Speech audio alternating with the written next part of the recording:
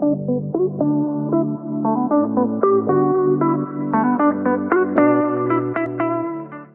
la caméra, je salue Saint Figaro. Pourquoi pas na bande konyoso bazo landa biso site ezaka moko na Cape Town mobimba olingi olandama.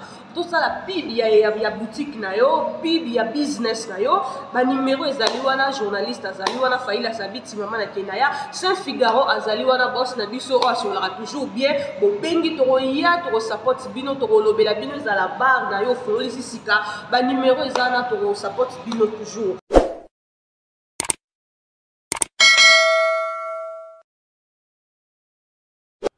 Bonjour, bonsoir, bon dia, salam alaikum, jambo eno, mbote nabino bisika bozali, c'est toujours Saint Figaro molobele nabino. Lelo na émission nabiso ya révolution chrétienne avec Maître Sibor, tokolobela sur la dîme. Kopé sa dîme, ezali malamu to ezali mabe. Pona kozwa biyano, zwa papier na bik, zwa Bible na yo. Nde okoyeba soki tozali koloba maloba ya solo to maloba ya lokuta yeba yango ke Bible elobi te pesa eteni ya zomi na yo na église okendaka to pe ya pasteur na yo maloba oyo ebimaka na kati ya émission na biso échanger yo te oyo yo yebi soki omoni ezali malamu tikala na yango soki omoni ke ezali mabe ochanger avi na biso avi ya Maître Sibor ezali kaka avi na ye kotanga Bible ezali lokola sujet ya dissertation otangi aux examens, autant que aux UT, au comprendre tout, au comprendre tout. En tout cas, au bêta c'était na maloba aux bima awawa. Bonjour, bonsoir, bon dia, salam alaikum, shalom, mbote, topesibino, mbote bisika ne sobozali kolanda biso na émission na biso lelo ya révolution chrétienne. Pour nani révolution chrétienne. Na quatrième émission lelo avec notre invité Maître Sibor. Donc, Zindo, Maître Sibor a biso pourquoi la révolution chrétienne. Sans plus retarder, tu peux s'inviter à l'émission Mbote pour introduire l'émission Nabiso Yalelo. Bonjour Maître Sibor. Bonjour Saint Figaro. Révolution chrétienne. Oui, vraiment. Shalom d'abord, na bande konyoso ba chrétien. Shalom, shalom. Oyo balandaka oyo etali la sainteté to koyeba makomi oyo nzambe pe koyeba oyo loko etangami na mutu nyonso na mokili na se ya moi oyo ayeba nani akela biloko nyonso ya mokili pe place nini esengeli atia oyo aye elikia po après bomoi oyo bomoi mosusu ezali yango malgré nyonso tosalaka tozana RP oyo tosengeli tocha makambo oyo esengeli na place na yango yango moni lokola attaque chrétien na yebi christianisme malamu nde na yelelo na révolution chrétienne ko recadrer les églises dites de réveil oyo depuis des années bazali ko respecter makomi ya Bible te oyo bazali ko fingisa christianisme oyo bazomi ma christianisme na désordre na ba mangomba na bango yango wana lelo na yaki un peu ko meka ko recadrer biloko ebele oyo ba kotisa batu na libungi pe eza ko salisa batu ba koma vraiment ndenge sengeli te liboso ya mokeli na biso tata Nzambe. Tu peux se soumettre à pasteur ni surtout au bazali kolanda biso bino ba membre ya église ni surtout bolanda na bokebi ndeto lobaka toujours mitune zalaka ya ngai ba réponse ba invité na ngai esika ozali ba réponse to makambo to koloba na émission na biso ebungisa yo te ebetso li bakote o comprendre yango te numéro na biso ezali na C email na biso ezali komela biso pesa biso reproche komisa biso na msala keto to ko sala Maître Sibor lelo mo avant to solo la ki na monio ozolo makambo ya kopesa dîme to offrande na kati ya ba église ezali mabeto ezali malamu. Oui, na kolinga lisusu na meka ko éclaircir mukie bande ko nyonso o ba yebi ngai malgré ba titre ba yebeli ngai na ba sport na makambo nyonso na sala na banda pe ko évangéliser déjà depuis kala oyo tozo kende ata 12 ans 13 ans déjà na évangélisaka banda na na mboko Afrique du Sud. Alors bato ebele bayebi ngai ntango nayaki na Cape Town awa banda nazali na Jobu nazali ko évangéliser na ye awa na banda ko évangéliser yango lelo oyo après avoir koyoka un peu mo ba discussion na ba makambo ebele etali makambo ya christianisme nde na se décidaki na ZFH TV na meka ko éclaircir l'opinion sur makambo oyo ezokoleka neti question tuninga sur la dîme na banda ko expliquer makambo ya dîme wana depuis lors oyo bato ebele batikala kozwa chance ya koyoka ngai te. Alors lelo na opportunité au pesinga na komeka ko éclaircir bango yango selon ngaite selon la Bible parce que balobi la foi vient de ce qu'on attend c'est la parole du Christ. La parole du Christ on peut le trouver que dans la Bible. Amen. Parce que il y a des sources qu'on peut trouver, beaucoup de recherches et puis la connaissance, mais la Bible est la clé de tout, c'est-à-dire la voie chrétienne pour connaître la connaissance selon ce qu'a parlé nos prophètes, nos anciens et puis nos pères, les apôtres. Vous les trouverez ici dans cette Bible. Alors c'est pourquoi je suis venu ici pour vous éclaircir et vous montrer ce qui est la vérité à propos de la dîme. Amen. Ok. So, Maître Sibor, ce qui est la fin du mois, na été ni azomi na ngai, na tena kati enveloppe, na kiko pesa pasteur, loko la dîme, na sali mabeto na sali malamu. Bon, nakolinga premièrement, avant de répondre yo, nako répondre yo na makomi. Ok. Tozwa nombre 18 21 à 24. Bible yangoyo, nombre yangoyo. Okoki kotangela biso. Nombre 18. Yes, nombre 18 de 21 chapitre 21 à 24.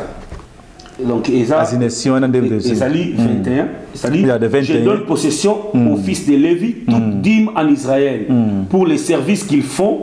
Les services de la tente d'assignation.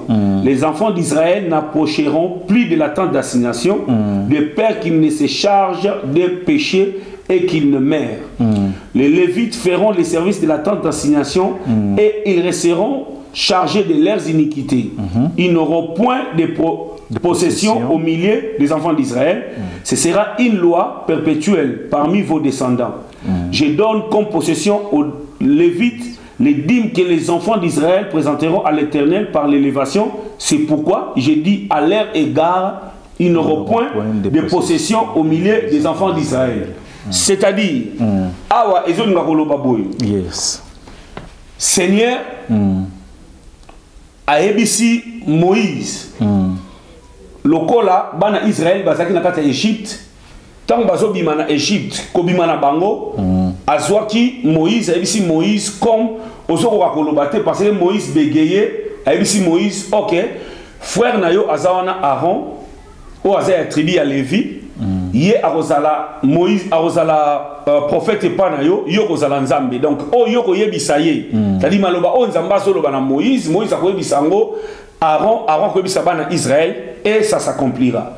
Alors après cela, tant babimi, c'est pourquoi Nzamba lobaki lokola bango baso bimana Israël avec bana Israël nyonso nde baso bimana Égypte mutuna mutazo biloko na ye oyo asaki nango na kata Israël na kata Égypte. Mais ayebisaki bana ya ba Lévite ke bakoki kozwa eloko moko te na maboko na bango parce que bango bazaki chargé ya temps d'assignation. Temps d'assignation ezalaki lokola temple ya Nzambe oyo babaye kotambola parce que Nzamba sengaki na Pharaon atika bana Israël babima makende na nini place barokende babanda kokumisa ye babanda kosambela ye. C'est pourquoi alobaki na bango keno bakotika la kozana héritage na kata Israël te. Yango moni ayeko lobaki no OK dim oyo bana Israël babanda kozwa après avoir un mois basali musala na bango nyonso bakosala babanda kozwaka 1/10 na bango pona ezala entretien ya bana oyo wana ya Lévite, c'est-à-dire famille ya ba Lévite pona musala oyo bazosala ya temps d'assignation. Alors après yango souverain sacrificateur ezaki nani? Souverain sacrificateur ezaki chef spirituel oyo azaki na kata Israël, azaki représenté ya Nzambe liboso ya bato. C'est-à-dire, premier souverain sacrificateur ezaki Aaron. Nde Nzambe ayebisaki Moïse ayebisaba na Israël babanda kosala ka makambo wana. So tolobi tokende na Exode 29 lisusu tokotanga parce que tozana besoin ya éclaircissement. Toyeba place au loi wana eutaki po bato bayeba tina nini oyo bazaki kopesa dîme wana epai ya bango bana Exode. Exode 29. Totanga Exode 29. Le premier verset à 9. C'est-à-dire, voici ce que tu feras pour les sanctifier, afin qu'ils soient à mon service dans les sacerdoces. Prends un jeune taureau et 2 béliers sans défaut. Fais avec de la fleur de farine, de froment, de pain sans levain, de gâteaux sans levain, pétris à l'huile et des galettes sans levain arrosées d'huile. Tu les mettras dans une corbeille en offrant les jeunes taureaux et les 2 béliers. Tu feras avancer Aaron et ses fils vers l'entrée de la tente d'assignation et tu le laveras avec de l'eau. Tu prendras les vêtements, tu revêtiras Aaron de la tunique, de la robe de l'éphod et du pectoral et tu mettras sur lui la ceinture de l'éphod. Tu poseras la tiare sur sa tête et tu placeras le diadème de sainteté sur la tiare. Tu prendras d'huile d'onction, tu en répandras sur sa tête et tu l'oindras. Tu feras approcher ses fils et tu le revêtiras de tunique. Tu mettras une ceinture à Aaron et à ses fils et tu achèteras des bonnets aux fils d'Aaron. Les sacerdoces leur appartiendra par une loi perpétuelle. Tu consacreras donc Aaron et ses fils. C'est-à-dire, place au Kakabatobele, Balbetara solo au Wen de Dieu.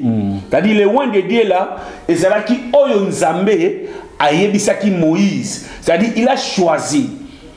Il a choisi les gens oyo bakosala musala wana na bengi bango les wende de c'est-à-dire wendre eza mafuta oyo alobaki ba pakola bango ba pakoli aro ba pakoli na tribu na bango nyonso wana oyo balingaki basala musala na kati ya tente d'assignation. Alors ce n'était pas permis à tout le monde. Or awa bana Israël bazalaki mais bazaki permis à s'approcher wana te. Alors kaka tribu oyo ya Levi oyo Nzambe a consacré oyo apesaki hors de pas Moïse bangone bakoki kopusana na kati ya tente d'assignation. Alors soki totangi lokola souverain sacrificateur azaki moko balobi sa charge était héréditaire. Héréditaire c'est-à-dire souverain sacrificateur moko na ba sacrificateur. C'est-à-dire soki souverain sacrificateur tane koki alinga kufa il faut à sa charge atika pa ya muto ko remplacer pour à continuer musala wana. Torotan à Lévitique 6:15 pour un éclaircissement il y a makomi et ça makamunanga te tozotan la Bible parce que connaissance oyo tokoki koloba en 20 to loba oyo eza na kati ya Bible c'est-à-dire muto azo ko expliquer makambo oyo ezo na kati ya Bible te c'est-à-dire eza makambo ya Bible te quand on loba que non voilà eloko boy eza boy c'est-à-dire totanga yango na Bible parce que la connaissance vient ici. Merci. Lévitique 6 verset 15 verset 15 Autant à l'issoussou. Ok. Les sacrificateurs qui parmi les fils d'Aaron sera ouin pour lui succéder. Fera aussi cette offrande. C'est une loi perpétuelle devant l'Éternel. Elle sera brûlée en entier. C'est-à-dire wendre wana batako wendre bango batako pesa bango na pouvoir o ezake soki lelo Aaron azate o ya ko remplacer Aaron à côté na charge wana ozo comprendre c'est-à-dire baza batu oyo bazwaki bango ba établir bango pona osala o ezaki l'essentiel pona makambo o ya Nzambe bana Israël bakoki ko poussa na pembeni wana te.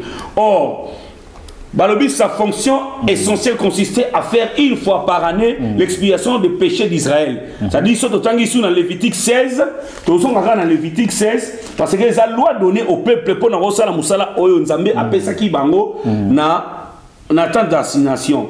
Lévitique 16, au banana 15. Babi, il égorgera les boucs expiatoires pour le peuple. Il emportera le sang au-delà du voie. Il fera avec sang comme il a fait avec le sang du taureau. il en fera l'expression sur les propitiatoires et devant la propitiatoire. C'est ainsi qu'il fera l'expiation pour les sanctuaires à cause des impuretés des enfants d'Israël et de toutes les transgressions par lesquelles ils ont péché. Il fera de même pour la tente d'assignation qui est avec eux, au milieu de leurs impuretés. Il n'y aura personne dans la tente d'assignation lorsqu'il entrera pour faire l'expiation dans les sanctuaires. Jusqu'à ce qu'il en sorte, il fera l'expiation pour lui et pour sa maison. Et pour toute l'ensemble d'Israël. En sortant, il ira vers l'autel qui est devant l'Éternel et il fera l'expiation pour l'autel. Il prendra du sang du taureau et du bouc, il en mettra sur les cornes de l'autel tout autour. Il fera avec son doigt 7 fois l'expiation du sang sur l'autel. Il les purifiera et les sanctifiera à cause des impuretés des enfants d'Israël. Voilà. Et là,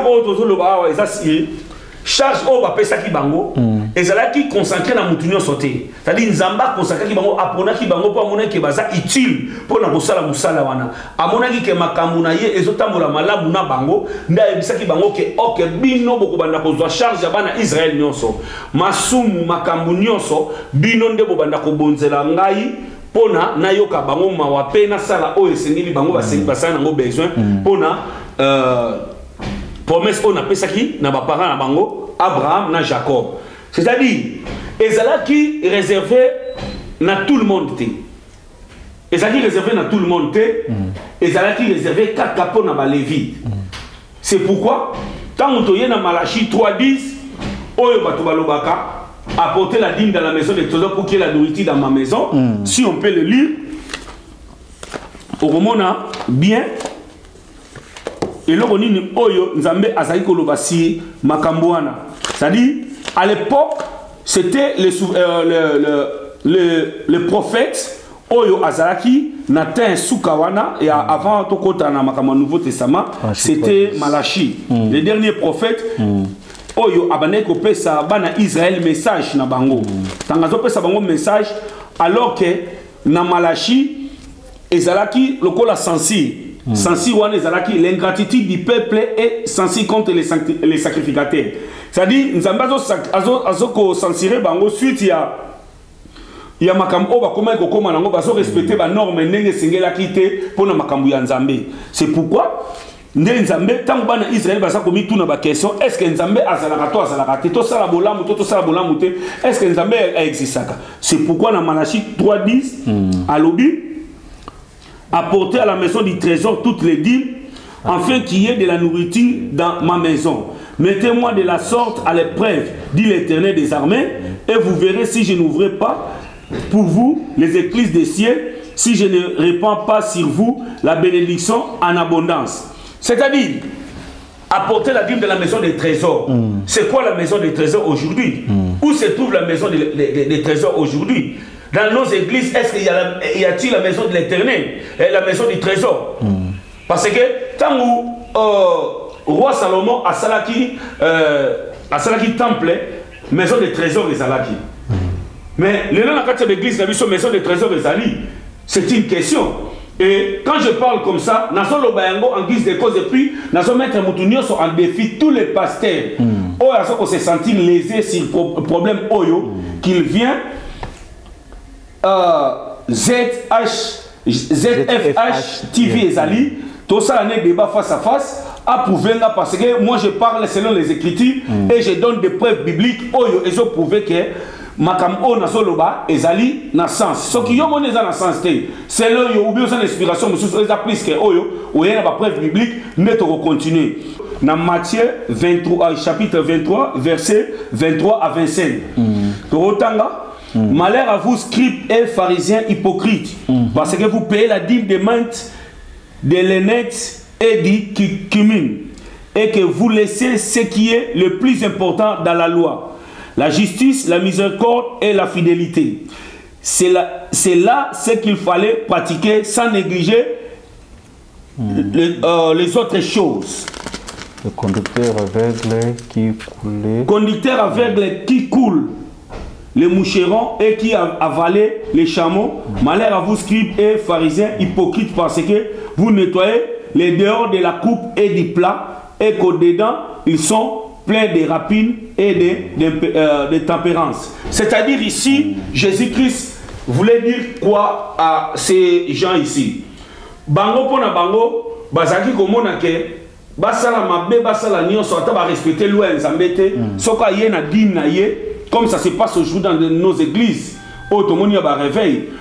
Que ce soit ça Moïbi, que ce soit ça Nani, le nécessaire est que bazo c'est la aya na dîme na ye aya kopé ça. Pour na ya ibi que nzamba so pambola. Oui, nzamba ko pambola parce que na acte azo sala. Mais est-ce que azo respecter makambo nzambe? Est-ce que dîme wana o ya so pesa ndeko kote boko nzambe? C'est-à-dire kote boko nzambe te, mais nzambe azo exaucer prière ne parce que azo mona acte azo sala les malades. C'est pourquoi confusion ça dans la église. Yango po tokende sikoyo na mama na mutuya ya likambo awa ezake dim nangonga otozali mutu moko te akoki kopesa lisusu dim epai ya basali na nzambe, c'est-à-dire ba pasteur ou bien na 5 ministères oyo ya Jésus-Christ. Na 5 ministères tozali na apôtre, tozali na pasteur, tozali na évangéliste, tozali na docteur et tozali na prophète. Na 5 wana, j'espère bien, ceux qui tolandi na l'église belé okomona kaka ba pasteur na ba apôtre bazwaka ba dîme, mais okomona évangéliste azwaka dîme te, parce que ba expliquer selon bango que no évangéliste atkendaka kote ya abatelaka bampate te. Apôtre Paul atikala kozwa dîme ya mutu moko te, mukanda Bible eza awa mutu o amoni ke place apôtre Paul azwaka dîme aye kolakisanga na kati ya Bible oyo bongo nandima makam oyo azoloba. Apôtre Paul atikala kozwa dîme ya mutu te, balobi apôtre Paul aza mutu azako tambola bipai na bipai, alors que c'est l'apôtre Paul mutu alakisi biso ndenge nini ya ko se comporter na kati ya église. Mais batu ya biso ya mokili lelo ba pasteur bakomi ko contredire ce qui a été écrit, ce qui a été fait par l'apôtre Paul mutu oyo asala de l'église. Alors pour na kokende na mama na mutu ya place oyo esukisi makambo nyonso sur la dîme bobongisa ba Bible na bino totanga na Nouveau Testament, parce que Nouveau Testament ne bolobeza l'ombre et Ancien Testament, c'est-à-dire place au christianisme et bandit. Vous comprenez? Alors yango tokokende sikoyo na Hébreux 7 de premier verset à 12e verset, c'est-à-dire là où on parle des changements de la loi. On se comprend. Quand on parle du changement de la loi, or la dîme, ordre sur l'Ancien Testament pour en traiter à Lévi.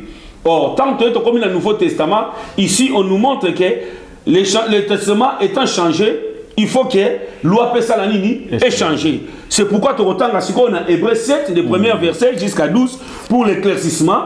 Et Batunyo so au place bozali bozo ba Bible na bino totanga na bino ensemble, parce que boloba voilà yazo bakisa makamu tonini ezali Hébreux 7 de premier verset jusqu'à de premier chapitre jusqu'à à 12e, c'est-à-dire tokende totanga ensemble. Ok. En effet, c'est Melchisedec, roi de Salem, sacrificateur du Dieu très haut, qui alla au devant d'Abraham lorsqu'il revenait de la défaite des rois, qui les bénit et à qui Abraham donna la dîme de tout. C'est-à-dire Abraham, c'est lui la personne qui a commencé avec la dîme. Après ça, dîme nae ya nyonso. Or, ici, qui est d'abord roi de justice. Roi de justice d'après la signification de son nom. Ensuite roi de Salem, c'est-à-dire roi de la paix. Qui est sans père, sans mère, sans généalogie, qui n'a ni commencement de jour ni fin de vie, mais qui est rendu semblable au Fils de Dieu. C'est Melchisedec, demeure sacrificateur à perpétuité. C'est-à-dire ici, on parle lorsque Abraham revenait de défaite des rois, il raconta un Melchisedec. Le Melchisedec là, la personne qui n'avait ni père, ni mère, ni famille, ni généalogie. Or, Balobi est semblable au Fils de l'homme. Fils de l'homme, que tout le monde sait ici, c'est Jésus-Christ. Voilà. Alors, tant Abraham a béni sa dîme, a payé et pas naïe, Moutouanande a béni qui Abraham. Or, tant a béni Abraham, ce qui t'a quitté, toi qui t'en vas mon assez awa, toi qui na 6 parce que tout ça est l'angonga, n'a dit que bino mo boza la banda ko bogotanga, n'a vu le premier verset, Hébreux 7 de premier verset jusqu'à 12. Ok, babi et lui qui ne tirait pas de son origine, il leva la dîme sur Abraham, il bénit celui qui avait les promesses. Or, c'est sans contredit l'inférieur qui est béni par les supérieurs, c'est-à-dire c'est lui qui a béni Abraham. Et ici, ceux qui perçoivent la dîme sont des hommes mortels. Mais là, c'est celui dont il est attesté qu'il est vivant. C'est-à-dire, balobi awa na sacerdoce lévitique bato bazako zwa dim bazaki bato bazaki bakufaka. Soki lelo avant kufi nka remplacer. Mais or balobi place wana muto azwaka dim pa Abraham, asa muto yo akufaka te comme Seigneur Jésus-Christ, il est vivant. Ndenge biso moko tolobaka, muto abosani yango azalite. De plus, Lévi qui perçoivent la dîme, la paix pour ainsi dire par Abraham, car il était encore dans les reins de son père lorsque Melchisedec alla au devant d'Abraham. Et puis, balobi awa, quand Abraham a pensé que dîme na ye, ba Lévi o lelo ba ju ordonnance ya kozwaka ba dîme ya batu, bango ba futaka yango pe parce que ba zakina na kati rien Abraham, parce que ba ça va descendre Abraham tanga futaki, c'est-à-dire a futela ka pe bango déjà avant ba bima déjà na mukili. Alors, babi si donc la perfection avait été possible par les sacerdoces lévitiques, car c'est sur ce sacerdoce que repose la loi donnée au peuple. Qu'était-il encore besoin qu'il parie un autre sacrificateur selon l'ordre de Melchisedec et non selon l'ordre d'Aaron? Voilà, ici, l'éclaircissement, c'est quoi? On parle ici que ce qui sacerdoce lévitique, oyo bazala ki kozwa, ce qui mutasali masumu bazui toro bakati mutunaye, bakei basali ba expression na bango batumbi yango pona nzambe lokumu nzambe po limbisa bango to à bénir bango. Pourquoi est-ce qu'il fallait que sacerdoce ait changé et comment sacerdoce selon le Melchisedec? Or, ici, quand on parle de Melchisedec, on voit directement notre Seigneur Jésus-Christ. Ici, on parle du Seigneur Jésus-Christ, c'est-à-dire la personne qui est venue, on a pouvoir y avoir Lévi, yango. C'est-à-dire, awa, ça pour expliquer clairement, soit qui to kiti na se, au roman na hébreu, na 13 to kitati na 18, malobi awa, en effet, celui qui ces choses sont dites appartient à une autre tribu dont aucun membre n'a fait le service de l'autel. Voilà. Awa, quand on parle de Jésus-Christ, Jésus-Christ est sorti de la tribu de Juda. C'est-à-dire, la tribu de Juda, bato le service à tant de destination. Bato le service à tant de destination, et Zaki va lévite. Alors, Jésus-Christ a voté dans la tribu, mais sur la tribu de Juda. Vous comprenez? C'est-à-dire, c'est pourquoi Balobi, cela devient plus évident encore quand il paraît un autre sacrificateur à la ressemblance de Melchisedec. Institué non d'après la loi d'une ordonnance charnelle, mais selon la puissance d'une vie impérissable. Car ce témoignage lui est rendu tiers sacrificateur pour toujours, selon l'ordre de Melchisedec. Ici, on parle de Jésus-Christ. Yango ba lobisko awa na suka nango. Il y a ainsi abolition d'une ordonnance antérieure à cause de son impuissance et de son inutilité. Car la loi n'a rien amené à la perfection et introduction d'une meilleure expérience par laquelle nous nous approchons de Dieu. C'est-à-dire, abolition, ici, dans 11, il y a le changement de la loi. Or, si on va changer la loi, il faut changer la loi, et il y a mbongo, et il y a biloko. Ou bien il y a biloko, et il y a mbongo. Mais ici, il y a l'abolition de la loi par son impuissance et son inutilité. C'est-à-dire, la loi, et il y a une importance lorsque Jésus-Christ est arrivé. Quand Jésus-Christ a commis, loi oyo ba pesa ki wana ya kolobake o te bo pesa kaboye et ça qui lui sous-souté. Vous comprenez? C'est pourquoi Jésus-Christ avait pris tous les pouvoirs. Les pouvoirs oyo yaba Lévi to yaba sacrificateur nyonso oyo bazalaki à l'époque. Donc place wana pona ko chita ko expliquer bandeko ke Torotanga Hébreu 7:17. Pour a toujours pouvoir, il y a Jésus-Christ. Balobi. Ok, Hébreu 7, non. Hébreu 9, le verset 1er, Titoko Kitanango, pour l'éclaircissement. Babi, la première alliance avait aussi des ordonnances relatives au culte et sanctuaire terrestre. Vous comprenez? C'est-à-dire, biloko mususu ozaki ko salemana na première alliance ezaki biloko moko ezaki ka approprié pour na makambo mokili na se. Vous comprenez? Bazaki ko tumba ba sang, bazako sala ba kilti moko boye pour na makambo oyo ezaki ka approprié pour na batu moko boye oya se. O babi intervenant fut en effet construit dans la partie antérieure appelée les lieux saints, étaient les chandeliers, la table est peinte de propositions. Derrière le second voile se trouvait la partie du tabernacle appelée le Saint des Saints, renfermant l'autel d'or pour les parfums et l'arche de l'alliance entière. Découverte d'or, il y avait dans l'arche un vase d'or contenant la manne, la verge d'Aaron qui avait fleuri et les tables de l'alliance. C'est-à-dire, awa, basako la kisabiso, ndenge nini tant d'assignation ezalaki composé. Tozaki na milieu saint na milieu très saint. Or, le long de l'église na biso, tozaki na milieu très saint na milieu sainté. Na milieu nini parce que ce totangi na 2 Corinthiens au monde que voit les acquis déjà déchirés lorsque Jésus-Christ a acquis. C'est-à-dire, il a fait de nous bande de sacrificateurs. Tous les chrétiens aujourd'hui, ils sont devenus sacrificateurs. Yonanga tout ça va sacrificateur. Souverain sacrificateur, c'est les Yemoko, Seigneur Jésus-Christ, au Azaki approprié pour na Kobonza, Kobonza la batu ndenge avant Azaki Kobonza pour na masumo batu. Alors, et là on a ngana lobeza ke mutu moko te o ya bengami na ministère o yoto na 5 ministères to kotanga azana droit ya kozwa lisusu 10 ya mutu. Mutu moko te azana droit wana. Ba pasteur nyonso o bazo ba 10 ya batu. Oyo bokosa batu, oyo botanga mukanda o boyebi vérité bokosa batu. Bozongisa batu na batu ba 10 na bango. Soki moyen ezalité benga mutu expliquer que non na comprenaki malamu te ou bien na salaki yango par suite eloko moko. Mais ko lobake ezalaki oyo ya bino pasteur asa lévité, Jésus-Christ seul et les souverains sacrificateurs. Or, la sacerdoce, dans la sacerdoce, sacerdoce royal. Sacerdoce royal, est transmissible. Sacerdoce royal, est Seigneur Jésus-Christ seul et biso, tozali ba sacrificateur. Maître Sebor, namoni totangi ba verset biblique ebele. Suna landio malamu ba verset wana nyonso wana oyo tangi. Yango ezali ko pekisa biso to pesa ka dib na ba église na biso. Oui. Dans le Bible,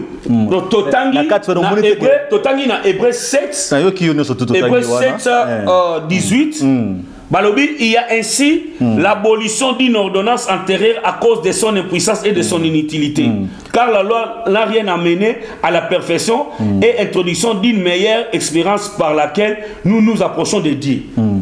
So, na ndenge totanga na Bible, na ndenge ba pasteur na biso ba teyaka biso, toyebi ete ezali malamu na kopesa dîme na offrande. Pour mutufa pambo ma faut pesa. Ministère de donner et de recevoir.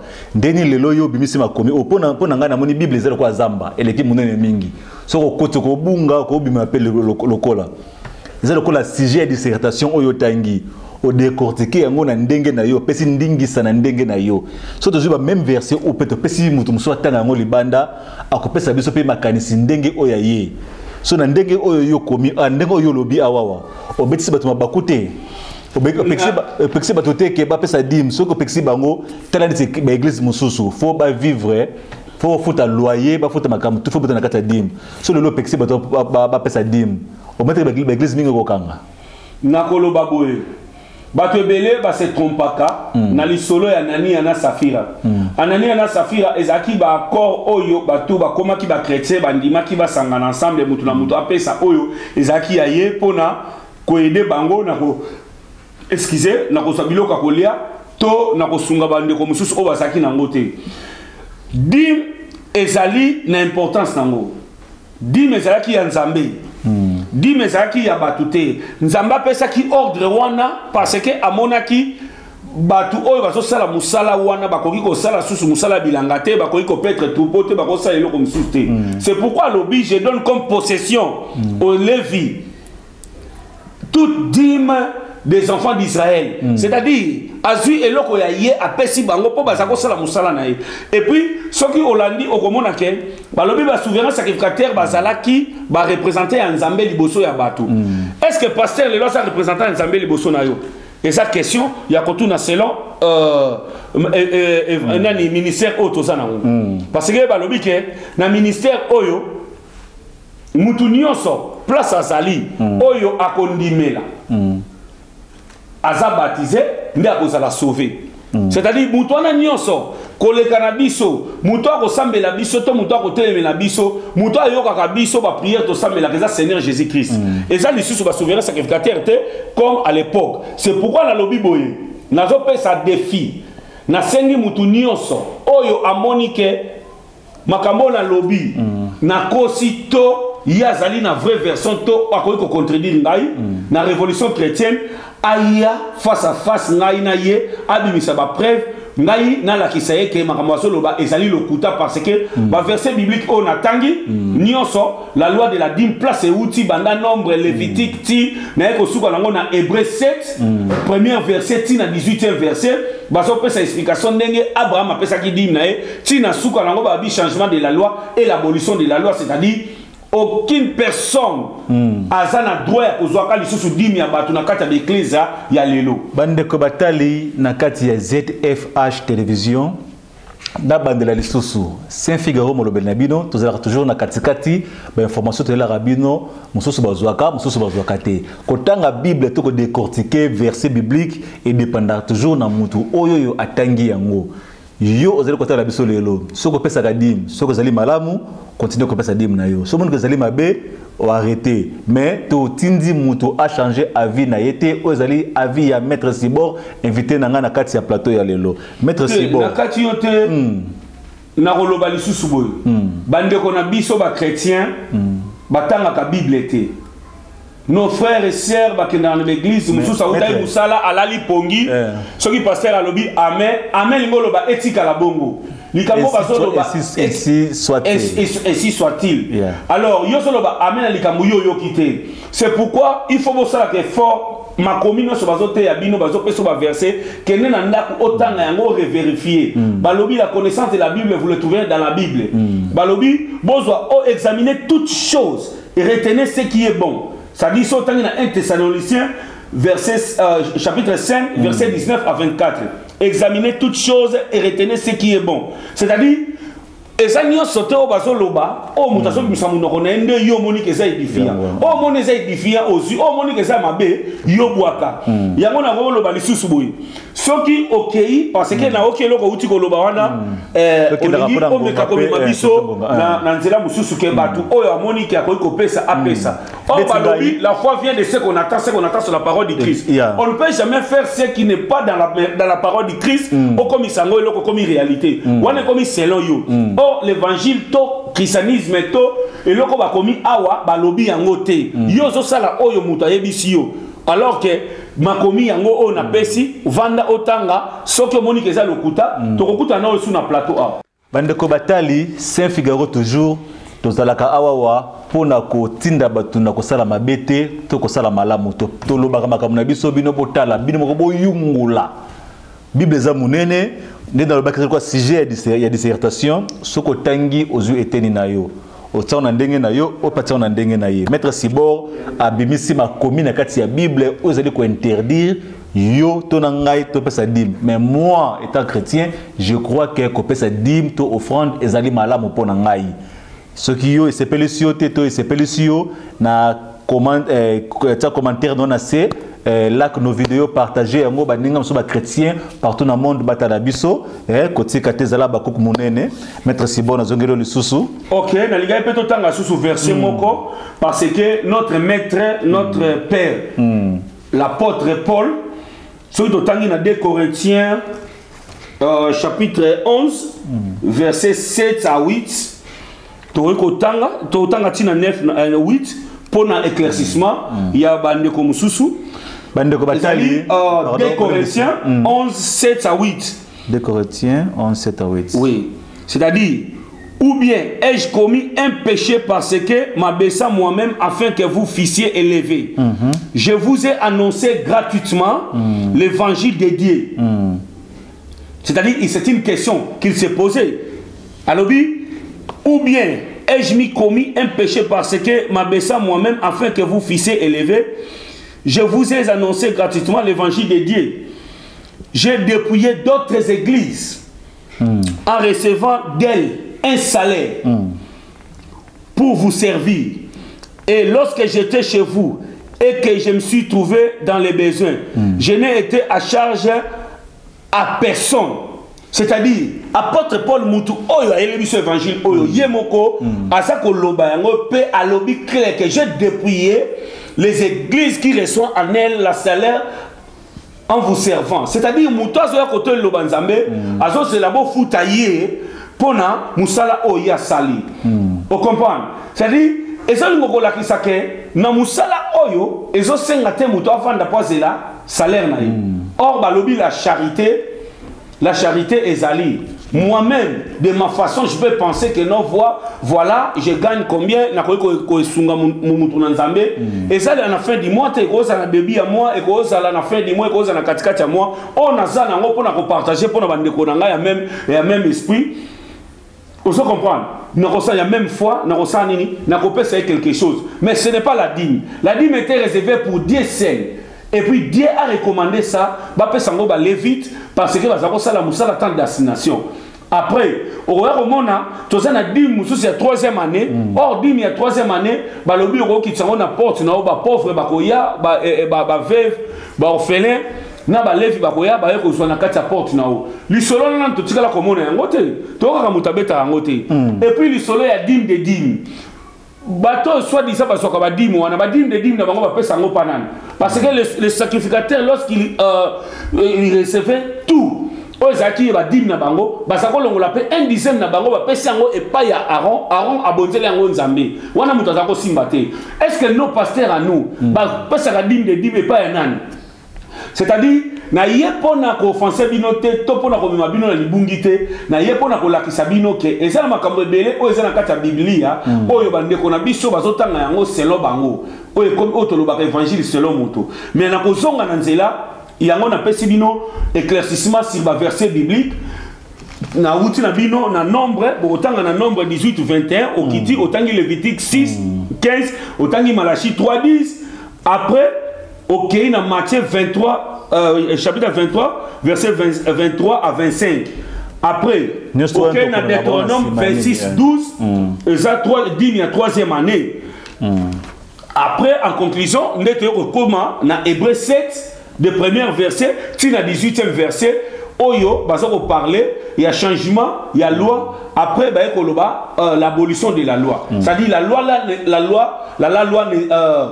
la loi là n'existe plus. Et ça les sous-soutés, c'est-à-dire pour l'instant, mouton n'a pas sa dîme naé, aux autres bois comme pour rien. Malgré les ambassades qui aux autres actes moko ya bien, mais mouton n'a pas sa dîme à sa paupière aux dîme té, à sa recommandé té, mouton consacré pour sa dîme à sa lité. Alors dîme nayo ce qui au kabulango na babola to na bato bazangi. Toko kabela pasteur oya yo lingyo kabela e mais eloko zo pesa eza 1/10 té. Azana droit ko recevoir 1/10 na yo té. Shalom. Vraiment ezalaki ngana maître Sibor na kati ya plateau na biso verset biblique et bimi na kati ya Bible yango tozali kotanga awa wande tolobaka toujours et comme na kati ya Bible mutu nyonso tangaka Bible a décortiquer yango na ndenge na ye kanta yo ya kondima kanta yo ya koboya ono sotolobi lelo ezala na mitema na bino tokomi ko chiter vers la fin ya émission na biso ya lelo zala toujours na rendez-vous tozali chaque semaine na maître Sibor na kati ya révolution chrétienne ako pesa biso ba verset ebisa biso nini epekisami nini pe epekisami te état chrétien faut yeba place ozali po yeba pe place ozali ko kende maître Sibor tokomi ko chiter na soka na émission na biso maloba nini pona ba chrétien o bazali ko tala biso lelo to pe ba pasteur o bazali ko tala biso lelo na yebi ke nakobanda koya mbala sima mingi ko éclairci chaque semaine pour la révolution chrétienne na yebi ke mbala sima ta na koya lisusu na veiller eloko oyo ba passer ba kena kolalisa bandeko na biso ya basi na église ba msusu bazozonga na bazemi ba msusu bazotika bana na bandako eziki mususu atiki mobali ya kokuta mobali na ba problème tout ça je vais révéler ça parce que eza biblique té veiller eza biblique té. Veiller, c'est-à-dire l'exhortation à la vigilance. C'est-à-dire, place au yo zali kenge po ebingo ngate, ernini mwana nzambe akoya, alors il faut zala na kenge pour na kozala prêt, tango akoya au recevoir ye. Mbala sima, tokoya, tokotanga makomi, les ali prêts, alors, bongisa Bible na yo, oye ba créer ba verset zali, on a kozongisa yo ke veiller ezali biblique te, oye bokena ko sala on a kolala na l'église, eza veiller te. Nazali wana oyo molimo ezotinda nde tokoloba bandeko batali na kati ya ZFH ezali bongo Saint Figaro molobeli na bino tozali ko lancer appel na bino ba pasteur ba prophète ba évêque ba apôtre tozali en duplex pe soko lingi o intervenir na kati ya émission na biso tokoki ko benga na Zoom tokosa la vidéo call au biloko mo modèle wana pour intervenir soko mo nzelo ko ya contredire maître Sibona auto atangi na lelo ozali welcome na kati ya émission na biso tokoboya ko yamba yote. Merci mingi tokutani na mbala ya sima avec la révolution chrétienne Saint Figaro na maître Sibor toza toujours pona ko sabino basango oyo ezali ko bimana kati ya Bible tokutani na mbala ya sima bye bye.